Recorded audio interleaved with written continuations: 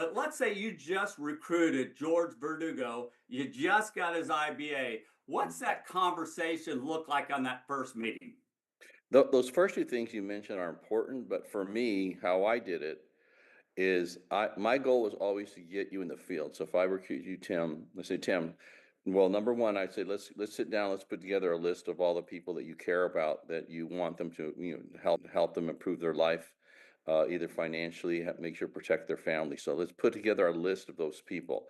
So get your phone out. Today it's a phone before before we'd have like a book, but get your phone out. Let's talk about who you know, who you care about, who you want to make sure that their life ends up really fantastic from a financial perspective. So let's put that list together first. So that would be the very first thing I would do.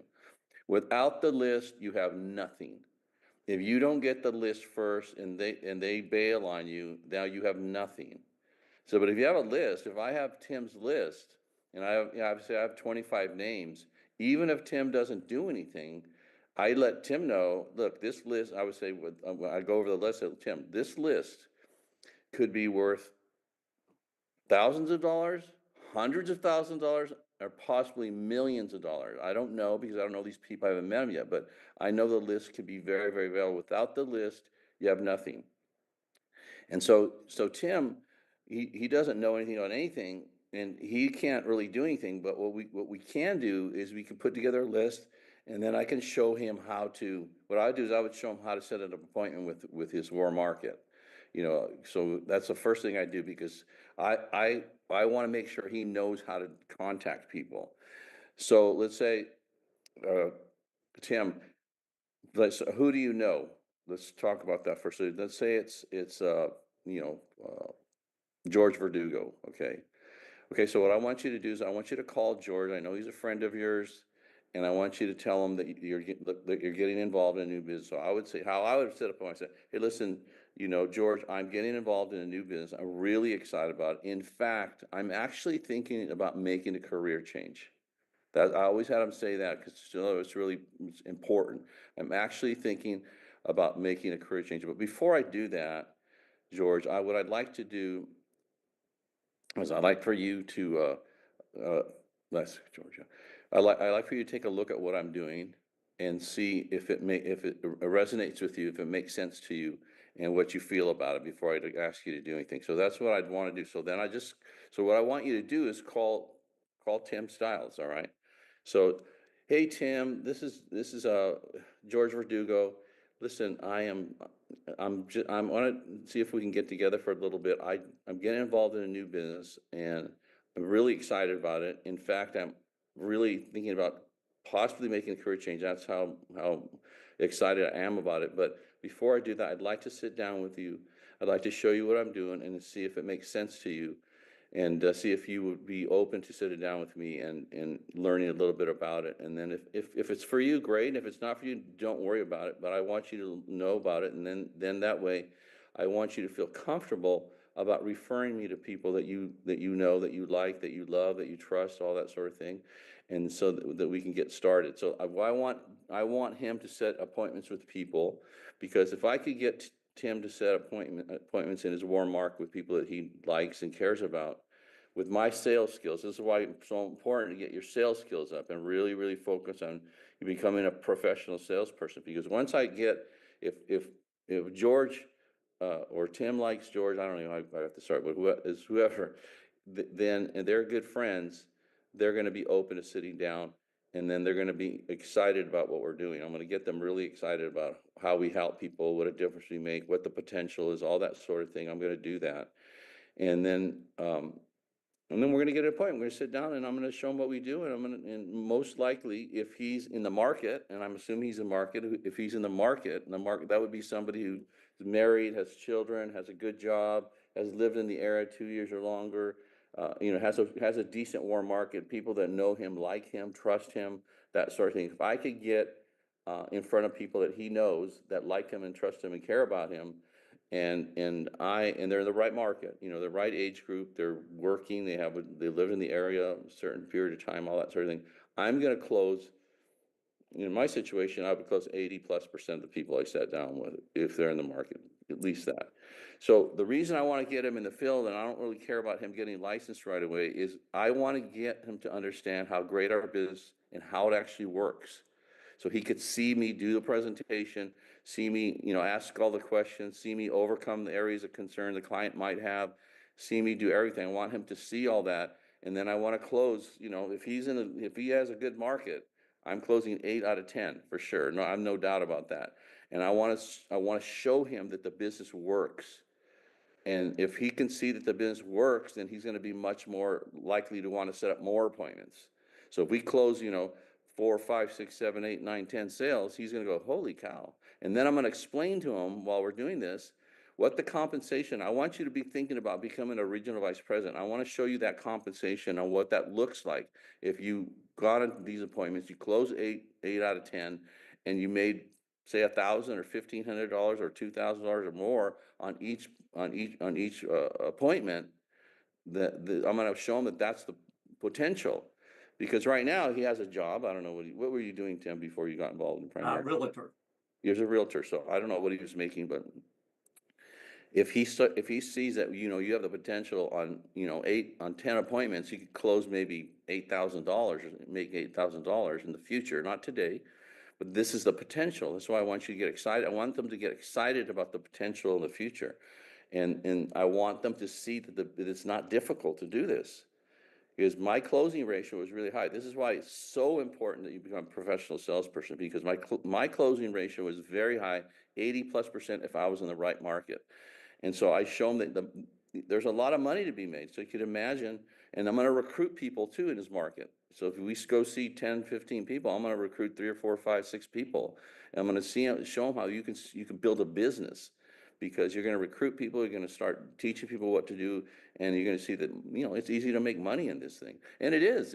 It's easy to make money in primary if you're good. If you suck, it's not, okay? So you got to get good. That's why you got to focus on getting really, really good at overcoming the objections that come up and all that sort of thing, and get really good at presenting. But if you do get good at presenting and overcoming objections, all that, it's not difficult to make money. It really isn't. It's really pretty simple, pretty straightforward. And the best part of it is you're making a difference in these people's lives. You're helping them. You're helping them maybe formulate how to get out of debt. You're showing them how to put protection on their family and save the family in the case of, you pass away too soon. Show you how to how investing money makes a huge difference, how you can get financially independent by the investments you make, and get people excited about what we're doing. So for me, I didn't really care so much that they had I'm going to get an IBA too. That's going to happen. But I want them to see the business and how it works, and that it works. I always wanted people to get excited about this. Wow, this is amazing. We went on 10 appointments and we closed 8 transactions. That's phenomenal. I want them to see that. And if you get your new people to see success, and that there's money to be made, and that it's not that difficult, you're not coercing people, you're not forcing people to buy or being a jerk or anything like that, then they're going to be more excited about putting you in front of more people, and they're going to be excited about bringing people to your meetings so that you can see how the business works and all that sort of thing. You're going to have a lot of success in that area. And so I really made that most important to me is to get Tim to see the business works and that's great, and that people accept it and they're not fighting it, and they won't, they're excited about the potential with what we can do for them. I want them to understand that and see that and start believing that this is a really great opportunity for not only for you to get involved in the business, but it's a really opportunity for the client to get the right amount of insurance, to start having a debt reduction program, to start investing and saving money in vehicles that could help them retire sooner, that sort of thing. I want them to really understand that.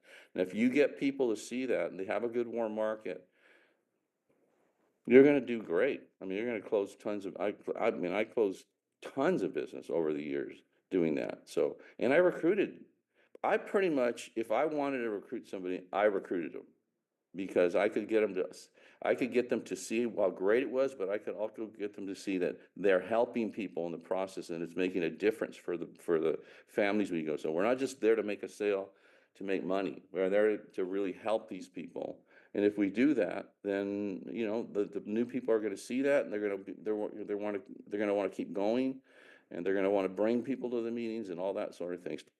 So getting people excited about what we do was the number one thing I focused on.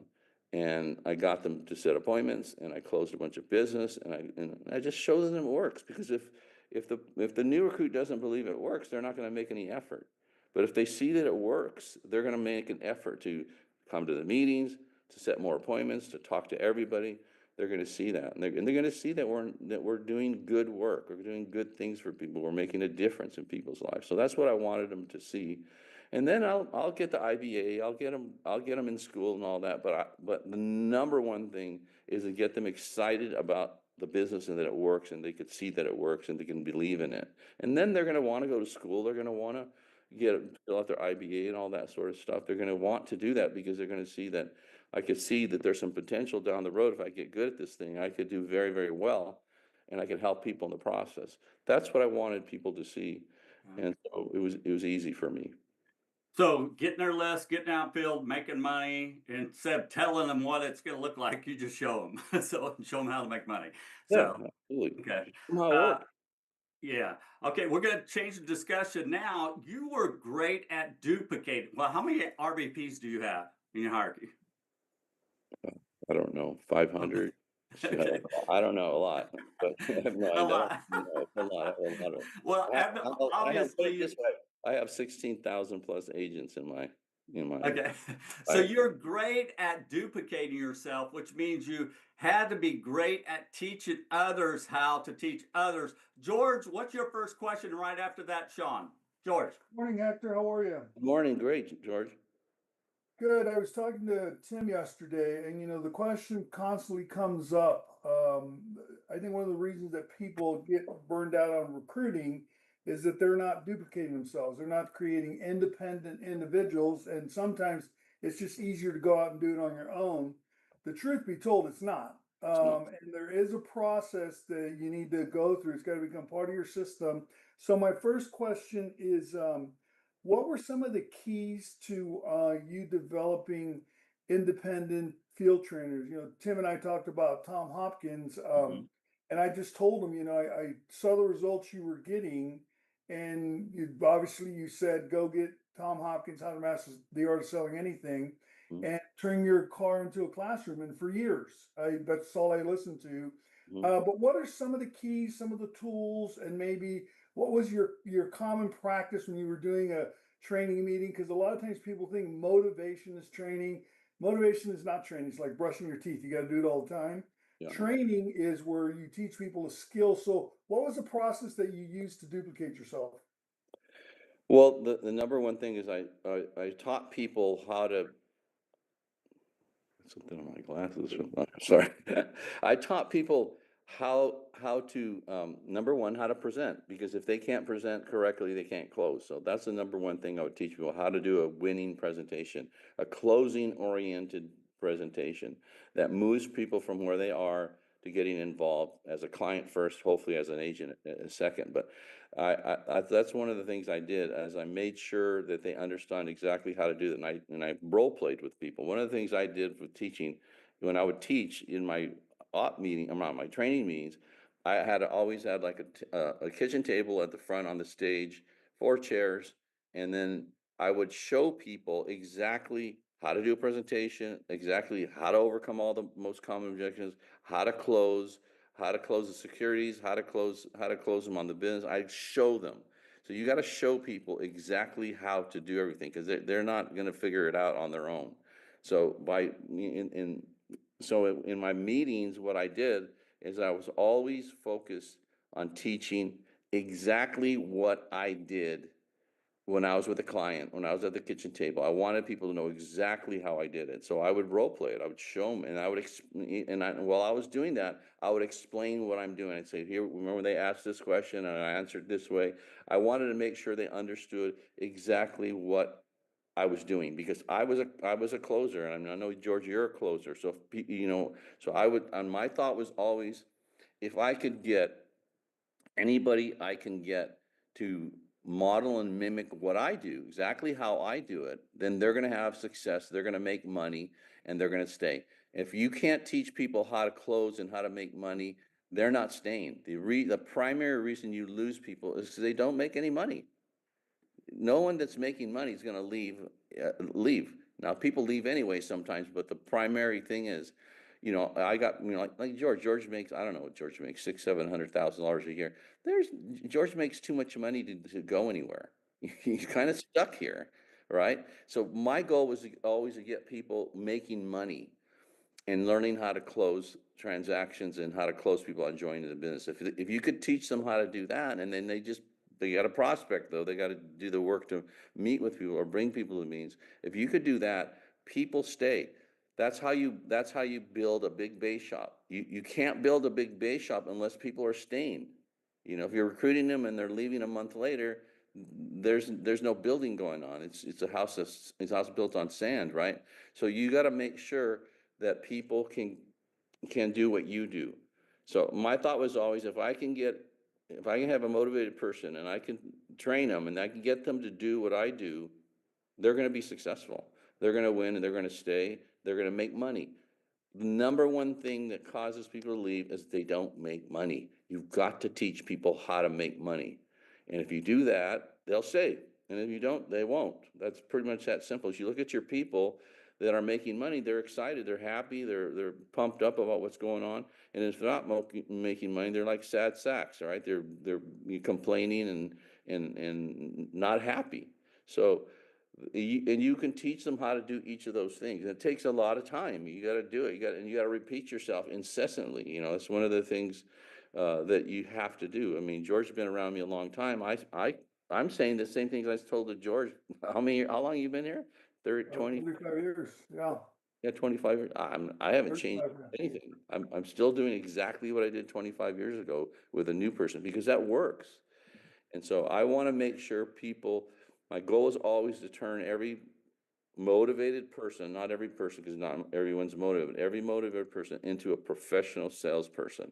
That's So what can I ask a question, Hector? Mhm. Based on that thought there, I sat in on a meeting on just recent, a group of, 30 somethings in the company, probably been doing the business less than 10 years. And there's a young guy that said, I listened to Hector Lemarque's Overcoming Objections, and I heard about Tom Hopkins.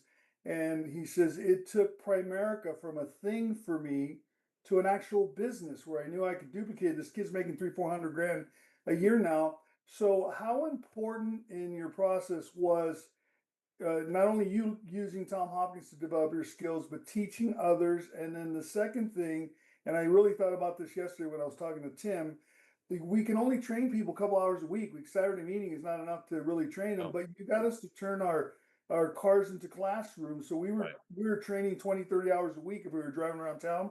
Yeah. How important is Tom Hopkins to your process and why? I mean, that how to master the art of selling anything audio. I mean, and I've told you this 100 times. I listened to that audio program, uh, like almost 2 hours a day, 5 days a week for 3 straight years in my car every day. I stopped listening to the radio. I didn't do any of that stuff. Didn't listen to podcasts. I only listened to that. For me, I was very shy, introverted. So getting my skill set up so that I got so good at it that my closing ratio was very, very high. If I was in front of somebody that was qualified, I pretty much closed 80% of people that I sat down with. But it was because I studied that over and over and over, and I got so that everything was just reflexive. I didn't have to like think, oh, they said this, or what do I say next? I just knew what to do. And it always also what happened because I was so good at it, had it down so good. I was very relaxed when I was talking to people. I didn't stress out. I was very calm. I was very straightforward, and it was very easy for me. And the business, when I started doing that, and the business was easy for me, but when I started teaching it, the business got really fun and exciting.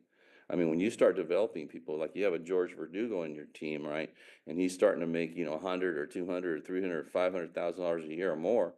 That's exciting. I mean, it's exciting for George. It's exciting for me. And you have somebody that can duplicate themselves and build something, build a business, that takes care of you no matter where you are, no matter what you're doing. And so like, because I have so many people in my business that are very, very good. They're pros and they make money. And I don't have to worry about them leaving if they're making money. I mean, that's the number one thing you have to think about. People only leave because they don't make money. I'm gonna keep saying that over and over. So if you learn how to close, you can make money. And so if you don't teach people how to close, they can't make money. And so it's really critical that you do that. That's what I focused on. I got people, turned them into professional salespeople. And I know in Primerica, nobody talks about this. That makes no sense to me that nobody talks about this, because this is like probably the most important thing you should be talking about. And hardly anybody mentions that. You want to become a pro, because once, I have a saying, pros get paid, amateurs get exercise. You want to get paid, you got to become a pro. I mean, that's not even just Primerica, it's anything you do. Any business venture you involve yourself in. If you're not a professional, you're not going to get paid, not getting paid much, or not going to pay what you should be getting paid. So you've got to teach people how to present and close and overcome objections. That's a key to building something and making money.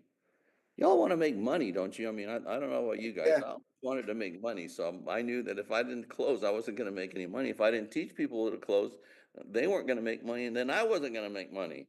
So that's the thing that you have to do, and get comfortable with it. I was totally comfortable with it. Like I said, I Hey, never pressured people. I asked questions, and I got people to see why this was good for them, and I didn't have to pressure them. I never did pressure anybody. I mean, that's what a pro does. Hector, I got a question for you. Appreciate you being on here today. Um, when I first started out, I think it's the same with everyone. Fear, lots of times, is a stronger emotion than the desire for success. Yes. And the biggest fear that I had starting out is I went from hoping that this works to knowing that it works only when I saw it in the field. I go, holy cow, they actually do own that whole life stuff that they're talking about. Oh Mhm. my God. And boy, that was easy. That went from hoping to knowing, but you have the A list and the B list. I'm like, man, I don't want to take them to my best people until I see that this guy's going to be cool. So I know you've covered this before, but we can't talk about it too much for duplication. If I'm brand new, how do you talk to me? And we'll just do a role play here, but how would you talk to me to let me know to not take you to my B list, to take you to my best people, my most successful people, of whom I have the most credibility with? What would you say to me, knowing that I have that fear? Because I'm not going to tell you, Hector, I'm going to take you to some of my scrubs before I take you to my really good folks. Okay. So what would you say to me? Well, everybody feels that pretty much. Everybody you're going to field train or you're going to work with, they're going to be nervous about, especially if they don't know you that well. Because if somebody I just met recently and I'm starting to work with them, they don't know me. They don't know if I'm a jerk. If I'm going to go there, I'm going to embarrass them, and that's their big fear. People's number one fear is that you're going to go to their friends' homes and you're going to be a hardcore, you're going to pressure them, and you're going to alienate their friend. Their friend's going to call them and say, hey, Sean, you idiot, what'd you bring this guy by? Guy was a jackass. They don't Right. they're afraid of that. People, So what would you say to me? so Actually, I like, would what would you say, actually say? Yeah. Sean, look, number one, I'm never going to embarrass you. When we go see your friends, they're going to love what we do. You're going to see right away that that's going to happen. I'm going to make sure they understand it.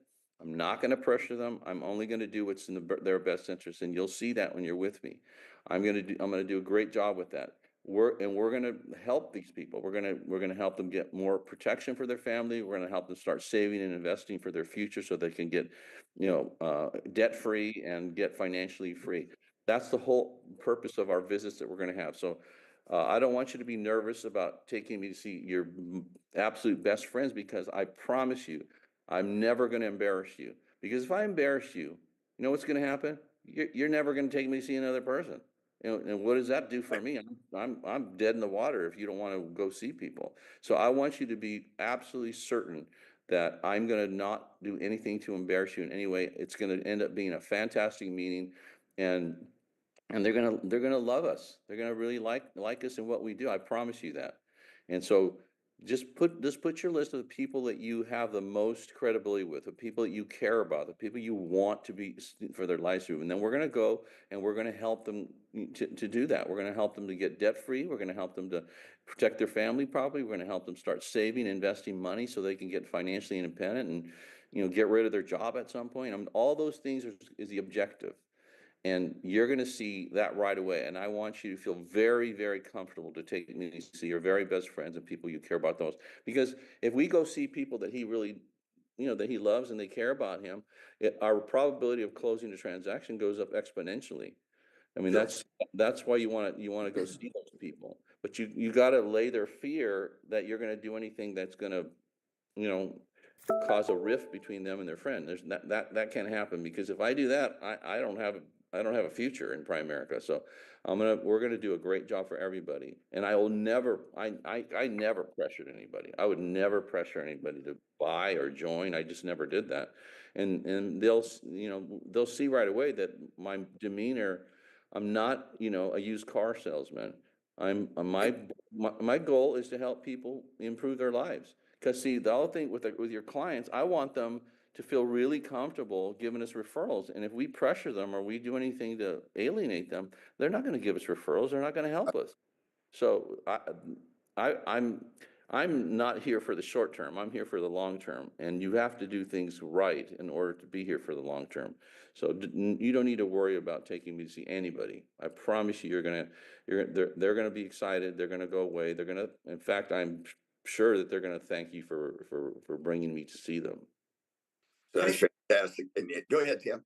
Yeah, I was going to say, George, we were talking about yesterday too, how Hector was training you even in the evening time. Sometimes you'd come home and you didn't close, and he would have a conversation with you. What was that conversation? Was he trying to teach you what, close, or how did he do that?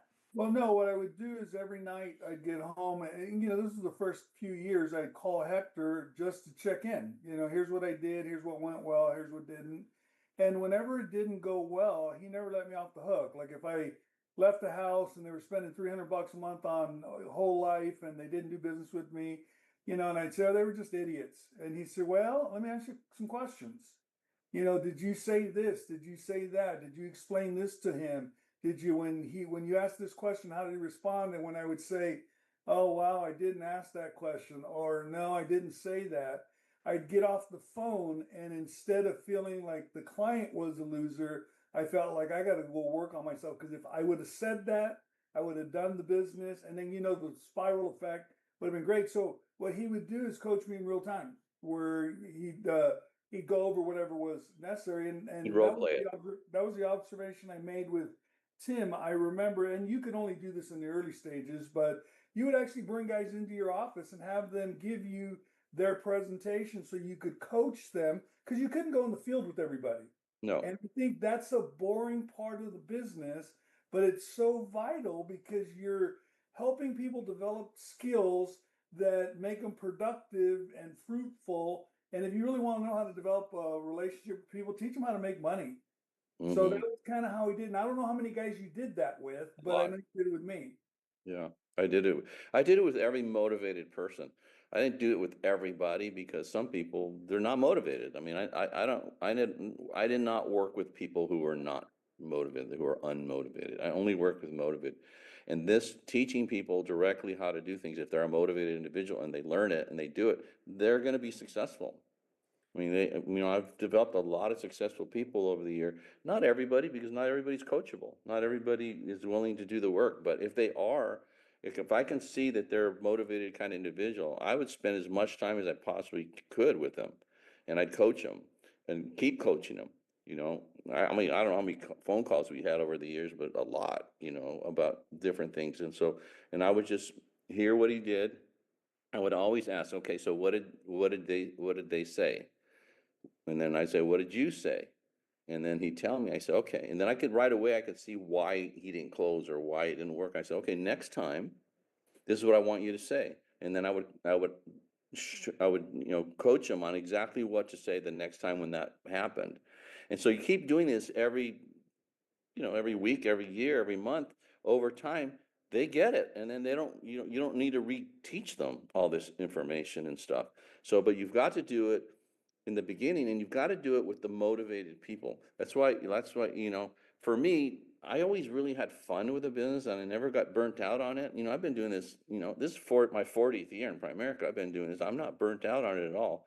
I still excited about the business because I, I, I only work with motivated people. That's all. And if you're not motivated, I'm nice to you. Hi, John. Hi, Mary. How you guys doing? But not spend any time with them. I only spent time with people who I could see were actually motivated to do the business, because those are the people that are going to become RVPs. Those are the people that can help you really grow your business. So, um, Hector, somebody asked a question in the chat. Mhm. What what determines somebody that is motivated and coachable in your eyes? One, they show up to all the meetings. If people don't show up to all the meetings, there's not a lot of hope for them long range. So that's one of the first things. Are they coming to all the meetings? And then I recommend them to listen to different audios and read different books. And I would ask them, so did you read the book yet? Did you listen to that audio? How many times have you listened to it? I'd want to see what they were doing. I want to make sure they're doing all the right things they're listening to. Like that overcoming objections audio that I did. If I would tell people, if you, and it's still relevant today, even though I did that years and years ago, I would say, look, how many times have you listened to that?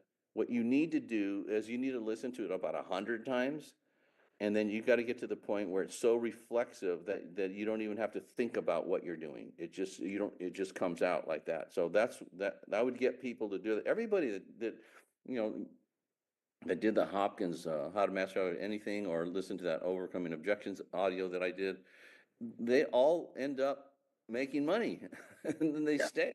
That's how I got 16,000 code numbers. You have to have people stay to grow that number that high, right? So it's just really important to teach them exactly what to do and how to do it. I and I think about it. I thought about everybody kind of like they were a child, not the child, but they were my kid. And my goal was to get everybody to be as competent as they possibly could, so they could make money and stay. And if you were training somebody you loved, like your child, would you just do it willy-nilly, or would you be really serious and methodical about teaching people? Because that's the difference. One thing is, I never got bored doing it. Like, even the stuff I'm talking to you about right now, I've said all this stuff a million times, Right. over and over and over. I've never stopped doing it. I'm not. If I have a motivated person, I can repeat myself 1,000 times. I don't care, because that person that's motivated is going to be an RVP at some point, if they keep allowing, listening to what I say and follow my teaching and my example and that sort of thing. So I have no problem being repetitive. Hector, may I just got to follow up to that one word that you said in our last little role play here. Once you're good, man, the business is easy and making money, but everybody gets to the point where they run out of people to go see because they're not asking for referrals. And what they don't understand is a referral is a close. To build that level of trust and do that great of a job, if somebody goes, you got to go see all of my family, man. But how important are referrals and how easy are they to close? Well, if you're good, they're very, very easy to close. And number one thing about getting referrals, you have to ask for them. Right. Right. I Yeah. think half the people in Primerica don't. If they don't do that. They don't. And look, and if you don't ask, the answer's always no. But if you ask, you have the potential to get a yes, right? So you got to get comfortable asking for what you want, which is referrals, or for them to come to the next meeting, or for them to read a book, or whatever. You got to ask people. You got to become a professional. I was just in Hawaii for 12 days with my son and his two boys and his wife, and those kids, one's 10, one's 14. They ask. It was hysterical. I was watching them do this we have dinner or lunch and breakfast or whatever. We were doing something. They were always asking for something. They never stopped asking. and they're like, they don't even realize what they're doing. They're professional salespeople. They are. And so you got to ask yourself, do you ask? Are you asking for what you want? Because if you don't ask for what you want, the answer is always no. You got to get in the habit of asking, and don't worry about getting rejected. Who cares? I Right. never worry about being rejected. I just ask, and if they say no, well, then they say no. Well, that's go on to the next person. There's so many people. I'm driving. Yesterday, the day before yesterday, come back from the airport and take an Uber home. And the traffic is freaking insane. There's so many people that you just maybe you stop looking or you stop asking or whatever. But there's no shortage of people to potentially, make clients or make a recruit. They're there if you just open up your eyes and you start asking. Right. Imagine if you had no fear whatsoever. How much better would you be? You'd be unstoppable. And Right. that's what the greats are. The greats have, I had a lot of fear early, but I got my skill set up so high that I wasn't afraid anymore, and I knew I could close just about anybody, so I had no problem asking, you know. And you got to get to that point. You got to get your people to that point where they have no fear and they're asking. Who's a couple people that I recruited. George would be one of them, but Rick Susie had no fear. He would ask until the cows came home. Same thing with Chris Howard. So Chris I did a meeting for him, and I was tired and I was hungry. Let's go get something to eat. He goes, I want you to meet somebody. I said, yeah, no, not right now. Let's do it later. Let's go eat. I'm starving. I've been up there teaching for an hour, 3 or 4 hours, whatever. And I said, no, let's do it later. And you know what he does? He takes me over to their place. He didn't listen to me. He didn't. I He can just see did that. it. He just did it. And that's kind of what you have to be like. And Hector, I think it's important for people to realize, when you said I was fearless, that's not true. I was scared to death, and mm, I hated rejection. I hated that part of the business. me It's too. just your ego, your self-esteem, whatever it is. But what I interpreted is if I became good or great at the business, if I learned how to close, if I learned how to do what Tom Hopkins was teaching us to do, Mm, that I would not eliminate all the rejection, but for the most part, it would dissipate because people yeah, couldn't get away with the excuses. I think that's the part that people miss about developing that skill because yeah, yeah. I didn't come into it with the skills, nor did you. But do you think you could have built the organization that you built if you wouldn't have had a tool like Tom Hopkins to teach people how to become professional salespeople? Well, that definitely was the major difference. I mean, first I became a professional, so then it was easy for me because you can't teach what you don't know. Right. So you have to become a pro yourself so that you can teach your motivated people in your base shop and your team. But Uh, I used to be afraid to talk to people. I mean, you've heard me say this before, this is the absolute truth. I'd be in the mall, walking down the mall, and I would see somebody, maybe one of you guys, you're a friend, I knew you, and I would inevitably, I'd walk into a store to avoid before you saw me so I didn't have to talk to you. That was me. I swear to God, that's how I was. And so this was a long time ago, obviously, but then when I learned how to sell, and how to close, everything got fun and easy. It's really, it's kind of just a little bit of a challenge. You see somebody give you a couple objections. It was like, for me, it was like, oh, come on, you could do better than that, you know? So I got Oh, to yeah. that point and I got comfortable with it. And, like my wife, when I'd be on the phone talking to people, she goes, I can't believe you talk to people like that. Well, what do you mean? I says, you just tell them what it means. You're so direct. I said, yeah, that's right. That's what you have to be if you want to be successful. You got to be direct. You can't beat around the bush. You got to ask for what you want. It's like if you go into a restaurant and your waiter comes up and asks, what would you like? And you go, I don't know. What do you mean you don't know? You're going to decide on what you want. How am I going to give you what you want if you don't ask me what you want? You know, and that's how people are. They're so afraid. They're afraid of being rejected because almost everybody's afraid of being rejected. But if you get your skill set up, you hardly ever get rejected. I hardly ever got rejected because, you know, I just was good. You know, you want to make a lot of money, get really good at sales. Get really good. Then it gets fun. Then it's like a game. You know, instead of something like, oh my God, they don't like me, they rejected me. Who gives a shit? I don't care. You know, I want to help you, want to be successful, and I would go after it until I did. You know, So Hector, do you have a place in? I know you have a place at Cabo, and you have another place where? Vegas, Vegas. Las Vegas, and I have a place in Newport Beach, California. Wow, why the lifestyle?